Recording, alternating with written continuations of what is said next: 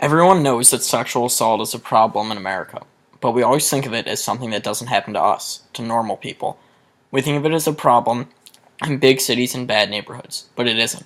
It's a problem everywhere, and in places where we would never expect it. Men like Bill Cosby, Dennis Hastert, and Jerry Sandusky were all men in a position of authority or fame. For example, Hastert and Sandusky were both a teacher and a coach, and are now both serving time for raping their students. In America, every 107 seconds, someone is raped. 47% of victims know their offenders, and 51% of attacks take place within 1 mile of the home. That shows that it isn't just something that happens in a faraway land, it happens right here in our own backyard. That being said, how did the men mentioned come to be the face of rape in the 2000s? Jerry Sandusky was a football coach at Penn State University. He was accused of giving massive gifts to his players before taking advantage of them once he gained their trust.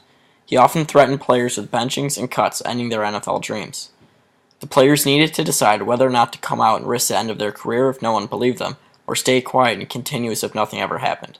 Sandusky was arrested for his crimes in 2011, charged with over 50 counts of sexual assault, and sentenced to 30 to 60 years in a maximum security prison. The United States Speaker of the House is the third most powerful government official in the United States. What could they ever do wrong? Former Speaker Dennis Hastert served as the Speaker during the second Bush administration and is an admitted rapist. While he was a teacher at a local high school, he assaulted one of his students and paid him $3.5 million to stay quiet. While he wasn't in politics when he committed the crime, it does show that no one is completely trustworthy. In fact, 47% of rape victims know their attacker prior to the rape. Hastert was arrested for his crime, but sentenced to only 15 months in a minimum security prison instead of the standard 11-year sentence in maximum security. Award-winning actor and comedian Bill Cosby was also charged with sexual assault after over 50 people accused him of drugging them and raping them from the mid-1960s to early 2000s.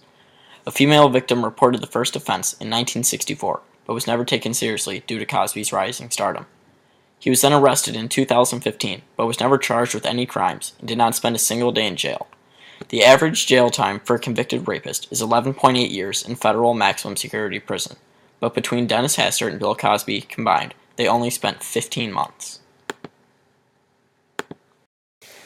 While there is no single law regarding rape in the United States, most of their violations can be placed under the Sexual Assault Act of 2003, which calls for long prison sentence for sexual offenders.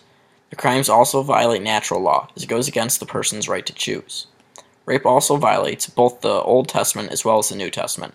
In the Old Testament book of Deuteronomy, it says, if a man is caught in the act of raping a young woman who is not engaged, he must pay 50 pieces of silver to her father. Then he must marry the young woman because he violated her and will never be allowed to divorce her.